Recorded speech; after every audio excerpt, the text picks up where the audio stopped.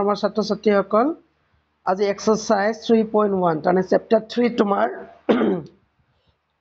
দুটা চলক বিশিষ্ট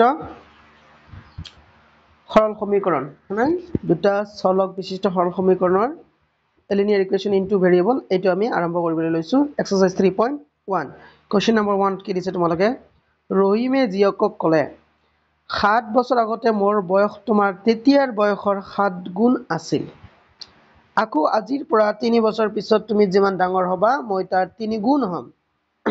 কৈছে কি এটো আমোদজনক নহয় না এই পৰিস্থিতিটো বীজগণিতীয়ভাৱে আৰু জ্যামিতিকভাৱে লৈখিকভাৱে প্ৰদৰ্শন কৰা ফাৰ্ষ্টতে এটো আমাক কি কৰিব লাগিব এটা ইকুৱেশ্যন বনাব লাগিব কেনেকৈ আমি ইকুৱেশ্যন বনাম তোমালোকক মই দেখাই দিছো কি কৈছে এতিয়া ধৰা তোমালোকে কেনেকৈ লিখিবা কোৱেশ্চন নম্বৰ 1 ৰ সলিউশন দি ধৰা হল ৰহিমৰ বৰ্তমান বয়স x বছৰ আৰু তাইৰ ছোৱালীৰ বয়স এটো ৰহিমৰ বয়স আৰু এটো হ'ব ডটাৰ ছোৱালী হয়নে ছোৱালীৰ বয়স y বছৰ according to question মতে তোমালোকক কি লিখিব লাগিব 7 বছৰ আগতে মোৰ বয়স হয়নে তেনেহলে 7 বছৰ আগতে আমাৰ ৰহিমৰ বয়স কিমান আছিল x - 7 হয়নে বাৰু is equal to what's that ছোৱালীজনীৰ বয়স কিমান আছে তোমাৰ তেতিয়াৰ বয়সৰ 7 গুণ আছিল তোমাৰ তেতিয়াৰ বয়সৰ 7 গুণ আছিল আছে এইটো হ'ব তোমালোকৰ 7 মাল্টিপ্লাইড বাই তেতিয়াৰ বয়স বৰ্তমান বয়স যদি y হয় 7 বছৰ আগত বয়স হ'ব y - 7 মানে ছোৱালীজনীৰ তেতিয়াৰ বয়সৰ 7 গুণ আছিল আকৌ এবাৰ মই চাই দিছো ৰবা 7 বছৰ আগতে মোৰ বয়স ঠিক আছে 7 বছৰ আগতে ৰহিমৰ বয়স x - 7 তোমাৰ তেতিয়াৰ বয়সৰ 7 গুণ আছিল তেতিয়াৰ বয়স তাইৰ আছিল y - 7 আৰু তাই 7 গুণ নহয় নে এটোক এতিয়া আমি সৰল সমীকৰণলৈ সৰল কৰিম এটোক ইমপ্লাইজ x - 7 হল ইকুৱেল টু কি হ'ব এটো 7y - 7 7 * 49 তাৰ পিছত তোমালোকে লিখিলে এবাৰ কি কৰিবা x - 7y তানে এটোক ইফালে আনিলা তাৰ পিছত ইকুৱেল টু -7 টো ইফালে লৈ গলে তোমালোকৰ কি হ'ব প্লাস হ'ব তেনেহলে 49 ৰ পৰা 17 বাদ দিলে 42 হ'ব কি হ'ব এটো -42 এটা তোমালোকে এক নম্বৰ ইকুৱেশ্যন বুলি লিখি দিলা হয় এতিয়া নেক্সট কি কৈছে আকৌ আজিৰ পৰা 3 বছৰ পিছত তুমি যিমান ডাঙৰ হবা হয় আজিৰ পৰা 3 বছৰ পিছত তুমি যিমান ডাঙৰ হবা মানে ছোৱালীজনী যিমান ডাঙৰ 3 বছৰ পিছত কিমান হ'ব y + 3 গল তাৰ পিছত মই তাৰ 3 গুণ হম তেখেত কিমান হ'ব ৰহিম কিমান হ'ব 3 গুণ হ'ব গতিকে এটো 3 দি পূৰণ কৰিবা আৰু এটা সমান সমান হ'ব কি হ'ব এটো x + 3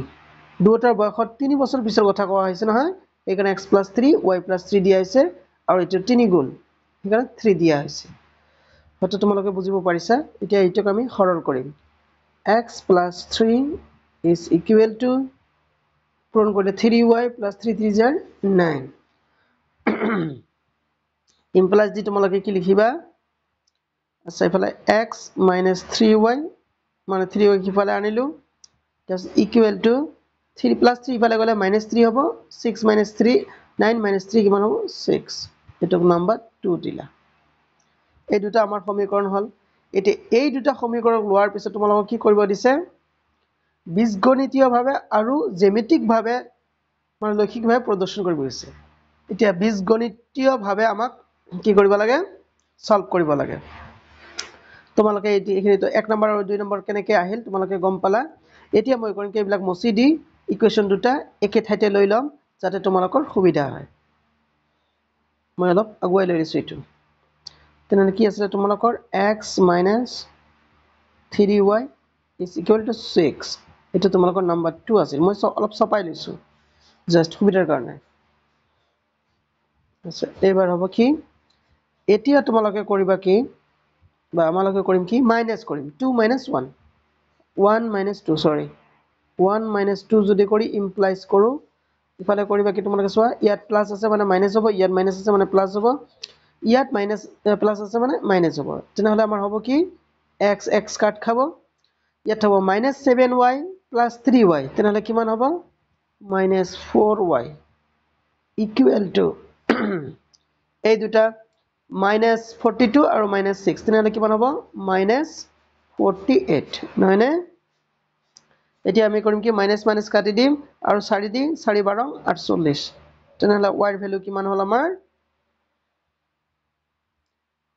y = 12 হল এই y এর মান যে 12 আছে এই y এর মান 12 তো আমি 1 নম্বৰ ইকুৱেশ্যন বা 2 নম্বৰ ইকুৱেশ্যনটো বহাই দিম হয়নে therefore তোমালোকে এবাৰ লিখিবা to implies মানে ইকুৱেশ্যন 2 to implies কৰি আছে কি x - 3y আছে নহয় x - 3y y মানে হল তোমালোকৰ 12 ইকুৱেল টু কিমান আছিল 6 আছিল নহয় নে হয় 6 আছিল এতিয়া আমি implies কৰি দিম তেনেহলে x - 3 12 36 equal to 6 implies x equal to 36 ইফালে যাব 6 plus 36 কিমান হ'ব 6 plus 36 কিমান হয় obviously 42 মানে তেনেহলে ৰহিমৰ বৰ্তমান বয়স হ'ব 42 আৰু ছোৱালীজনীৰ বৰ্তমান বয়স কিমান 12 বছৰ হয়নে এটা তোমালোকে গম পালা ৰহিমৰ বৰ্তমান বয়স 42 আৰু ছোৱালীজনীৰ বৰ্তমান বয়স 12 বছৰ এইটো আমাৰ বীজগণিতীয়ভাৱে সমাধান হল এতিয়া তোমালোকক লাগে কি লৈখিকভাৱে আমি কেনেকৈ সমাধান কৰিম নহয় নে লৈখিকভাৱে সমাধান কৰিবৰ কাৰণে আমি কৰিম কি বাৰু ইকুৱেশ্যন 1 যে আছে ইকুৱেশ্যন 1 ৰ 1 ৰ কাৰণে এটা টেবিল বনাম আৰু 2 ৰ কাৰণে এটা টেবিল বনাম হয়নে তেনে 1 টো লৈছো মই ৰবা এলা খুব দীঘলীয়া অংক হে 1 টো কি আছিল আমাৰ x - 2y = কিমান আছিল -42 x - 7y ৰবা x - 7y = -42 আছে এইটোৰ পৰা আমি কৰিম কি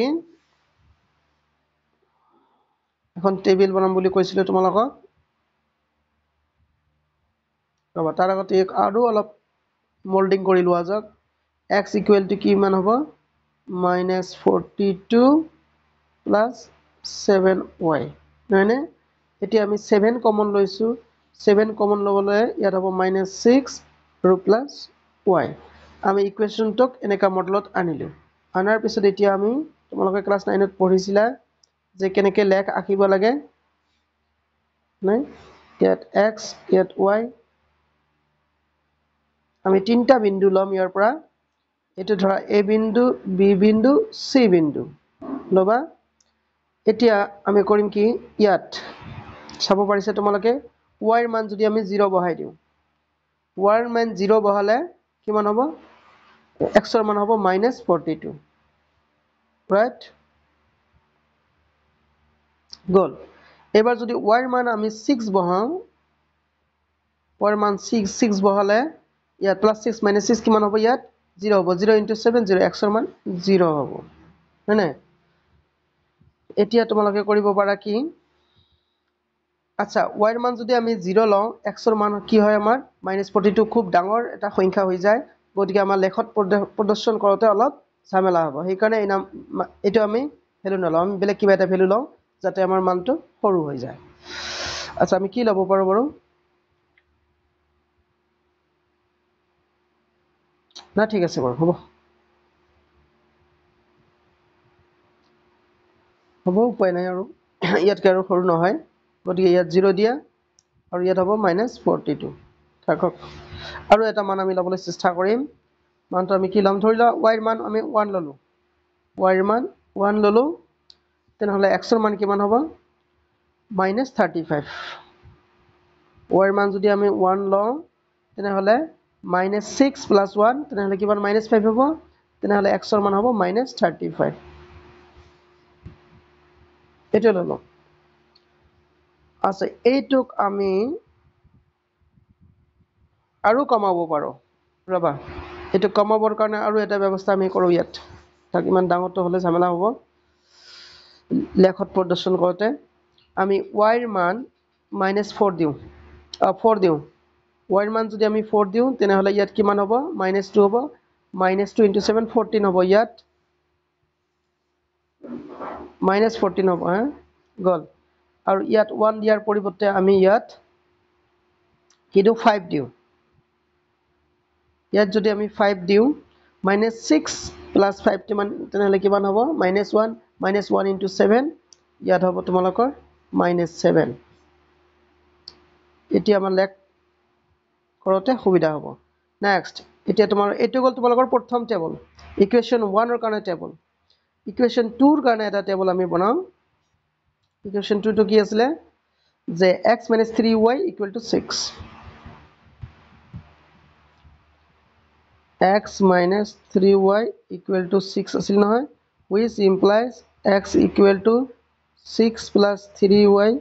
ইফালে তোমালোকে 3 কমন ল'লা তেনেহ'লে কি হ'ব 2 + y থাকিব ইয়াত হয়নে গতিকে ইয়াৰ কাৰণে আনা এটা টেবল মই বনাই দিছোঁ ৰ'বা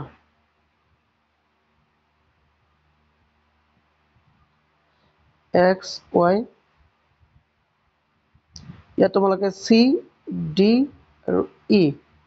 সেইটো উলিয়ালা হয়নে এতিয়া হ'ল কি তোমালোকৰ y ৰ মান আমি ফাৰ্ষ্টতে 0 বহাম y ৰ মান 0 বহালে x ৰ মান কিমান হ'ব 6 হয়নে এতিয়া y ৰ মান যদি আমি -2 বহাম y ৰ মান -2 বহালে x ৰ মান 0 হ'ব হয়নে এটা তোমালোকে ক্লাস 9 ত শিকিছে কেনেকৈ হ'ব আচ্ছা তাৰ পিছত আৰু এটা মান ল'ব লাগে আচ্ছা y ৰ মান -1 লোৱা যাওক -1 ল'লে ইয়াত 2 - 1 তেনেহ'লে 1 হ'ব x ৰ মান হ'ব আমাৰ 3 x ৰ মান 3 এতিয়া তোমালোকে গম পালা আমাৰ টেবিল কেইটা হ'ল দুটা হ'ল হয়নে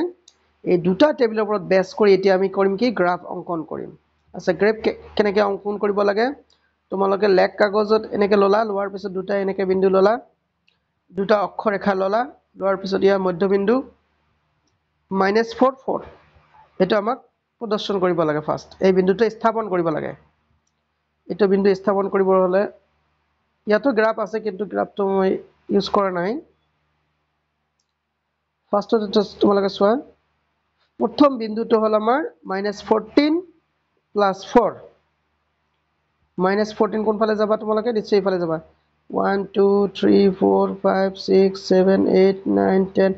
11 12 13 14 -14 হৈ গ'ল আমাৰ x ৰ মান -14 আৰু y ৰ মান হ'ব 4 4 মানে ওপৰ ফালে যাবা তোমালোকে নিশ্চয় 1 2 3 4 তাৰমানে আমাৰ বিন্দুটো হ'ব ইয়াত এটা হৈ গ'ল আমাৰ a বিন্দু এইটো মই বেলেগ a বিন্দু হৈ গ'ল না তাৰপিছত 0 6 0 ৰ পাছত 6 কোনফালে যাবা ওপৰ ফালে যাবা এটা 4 লাগি আছে 5 6 তাৰমানে ইয়াতে হ'ব এইটো হ'ল আমাৰ কি বিন্দু b বিন্দু গ'ল তাৰপিছত c বিন্দু কি আছে -7 5 ওকে ইয়াত তোমালোকে জানা 1 2 3 4 5 6 7 -7 তাৰপিছত কিমান লাগে 5 লাগে 5 আমাৰ ওপৰ ফালে হ'ব নহয় ইয়াত অ' মাই গড এতিয়া তোমালোকে যদি লেখ অংকন কৰা এডাল সৰল ৰেখা হ'ব হয়নে এইটো হ'ল আমাৰ প্ৰথম ইকুৱেশ্যনৰ লেখ ঠিক তেনেকৈ দ্বিতীয় ইকুৱেশ্যনৰ লেখটো আমি আঁকিম যেতিয়া x ৰ মান 6 y ৰ মান 0 x ৰ মান 6 হ'লে ইফালে যাবা 1 2 3 4 5 6 y ৰ মান 0 তাৰমানে আমাৰ বিন্দুটো হ'ব এইটোৱেই এইটো বিন্দুৰ নাম হ'ল তোমালোকৰ 6 নেক্সট কি আছিলে তোমালোকৰ 0 - 2 x ৰ মান 0 হ'লে y ৰ মান -2 তেনেহ'লে 0 এইটো 1 2 এইটো হ'ব তোমালোকৰ -2 তাৰমানে এইটো হ'ল তোমালোকৰ d বিন্দু ফাইন নেক্সট তোমালোকৰ আহিল কি 3 - 1 যদি 3 হয় তেনেহ'লে -1 হ'ব 1 2 3 -1 ইয়াত এটা তোমালোকৰ কি বিন্দু e বিন্দু এতিয়া তোমালোকে ৰেখা এটা টানিলে এতিয়া এইডাল এই দুইডাল ৰেখা মানে ইয়াই হ'ল আমাৰ লেখ এই দুটাক যদি তোমালোকে বঢ়াই দি থাকা তেনেহ'লে কি হ'ব এটা সময়ত গৈ ইহঁতে কি কৰিব লগ কৰা কৰি হ'ব পাৰে নহ'লে লগ কৰা কৰি হ'ব যেন পাইছোঁ আচ্ছা যিয়ে নহওক এতিয়া তোমালোকৰ কোৱেশ্যনত কি সুধিছিলে কোৱেশ্যনলৈ আমি যাওঁ এই পৰিস্থিতিটো বীজগণিতীয়ভাৱে আৰু জ্যামিতিকভাৱে লৈখিকভাৱে প্ৰদৰ্শন কৰা এয়াই হ'ল তোমালোকৰ লৈখিকভাৱে প্ৰদৰ্শন ইয়াত আমি কৰিলোঁ হয়নে আৰু বীজগণিতীয়ভাৱে সমাধান কৰাৰ পিছত আমি কিমান পালোঁ তোমালোকক ইতিমধ্যে দেখাই দিছোঁ যে আমাৰ এক্সৰ ৱাইৰ মান হৈছে 12 আৰু এক্সৰ মান কিমান হৈছে এক্সৰ মান হৈছে 42 তাৰ মানে ছোৱালীজনীৰ বয়স হ'ব 12 আৰু দেউতাৰ বয়স হ'ব 42 ৰহিমৰ বয়স 42 এয়াই আমাৰ সমাধান আচ্ছা হয়তো তোমালোকে বুজিব পাৰিছা যিয়ে বুজি নাপাবা তোমালোকে মোক কমেণ্টত জনাবলৈ চেষ্টা কৰিবা মই আৰু এটা তোমালোকৰ ইকুৱেশ্যন বাকি দুটা অংক যে আছে এই অংক দুটাৰ মই ইকুৱেশ্যন বনাই দিছোঁ সমাধান তোমালোকে এইদৰে কৰিবা ইকুৱেশ্যন বনাব পাৰিলে সমাধান কৰা খুবেই সহজ গতিকে মই ধামধুম ইকুৱেশ্যন বনাই দিছোঁ নহ'লে তোমালোকৰ ভিডিঅ'টো বহুত দীঘলীয়া হয় সেইকাৰণে কৈছোঁ আৰু বাৰু ৰ'বা কুৱেশ্যন নম্বৰ কি দিছে 2ত এটা ক্ৰিকেট দলৰ প্ৰশিক্ষকে 3খন বেট আৰু 6টা বল কিনিলে কিমান টকাত 3900 টকাত এতিয়া ধৰি লোৱা তোমালোকে বেটৰ দাম x টকা আৰু বলৰ দাম বলৰ দাম y টকা 3খন বেট কিনিছে নহয় সেইকাৰণে তোমালোকে লিখিবা 3x প্লাছ বল কেইটা কিনিছে 6টা বল সেইকাৰণে লিখিবা তোমালোকে 6y ইকুৱেল টু 3900 টকা এইটো হৈ গ'ল তোমালোকৰ ইকুৱেশ্যন 1 ইয়াক যদি তোমালোকে কাৰেকশ্যন কৰিব বিচাৰিছা এনেকৈও লিখিব পাৰিবা 3 দি হৰণ কৰা x plus 2y is equal to 3 একে 3 1300 হৈ গ'ল হয়নে এইটো হৈ গ'ল তোমালোকৰ ইকুৱেশ্যন 1 নেক্সট আৰু কি কৈছে তোমালোকৰ পিছত তেওঁ 1300 টকাত একে ধৰণৰ এখন বেট আৰু 3টা বল কিনিলে এটা বেট কিনিছে আৰু 3টা বল তেনেহ'লে এটা বেটৰ দাম হ'ব x টকা 3টা বলৰ দাম হ'ব 3y দুটা মিলি হৈ যাব তোমালোকৰ 1300 টকা সেম ইকুৱেশ্যন হৈ গ'ল হয়নে আৰু সেম ইকুৱেশ্যন হ'লে তোমালোকৰ কি পৰিস্থিতি হয় তোমালোকে জানা যেনক এই দুটা হ'ল আমাৰ ইকুৱেশ্যন এই দুটা তোমালোকে বীজগণিতীয়ভাৱে সমাধান কৰিবলৈ চেষ্টা কৰিবা আৰু লৈখিকভাৱে সমাধান কৰিবলৈ চেষ্টা কৰিবা চাবা কি পৰিস্থিতি তোমালোকৰ উদ্ভৱ হয় আচ্ছা নেক্সট আৰু কি কৈছে 3 নম্বৰটো মই তোমালোকক বুজাই দিছোঁ ৰবা ইকুৱেশ্যন বনাই দিছোঁ মানে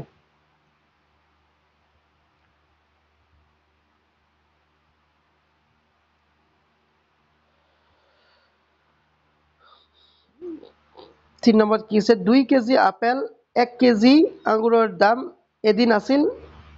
160 টকা ধৰা হল 1 কেজি আপেলৰ দাম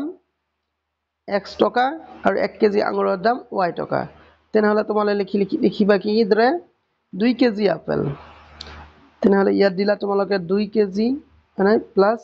আৰু 1 কেজি আঙুৰ আছিল নেকি 1 কেজি আঙুৰ কিমান আছিল 160 টকা গতিকে সমান সমান তোমালোকে লিখিবা 160 হৈছে এইটো হৈ গ'ল তোমালোকৰ এটা ইকুৱেশ্যন নম্বৰ 1 দিবা নেক্সট ইকুৱেশ্যনটো কি আছিল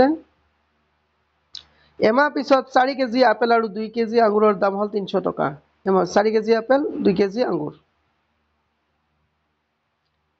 এই 4 কেজি আপেল 2 কেজি আঙুৰ তোমালোকৰ হৈ গৈছে দাম কিমান 300 টকা হৈ গৈছে 300 টকা গতিকে ইয়াক তোমালোকে অলপ যদি ৰিচাইজ কৰিলে ইকুৱেশ্যনটো এনেকা হ'ব 2 দি হৰণ কৰিছে তাৰ মানে 2x + y is equal to 1500 150 এয়া 2 নম্বৰ ইকুৱেশ্যন এতিয়া ইয়াত ইকুৱেশ্যন 1 আৰু ইয়াত ইকুৱেশ্যন 2 এই দুটা তোমালোকে সলভ কৰিলে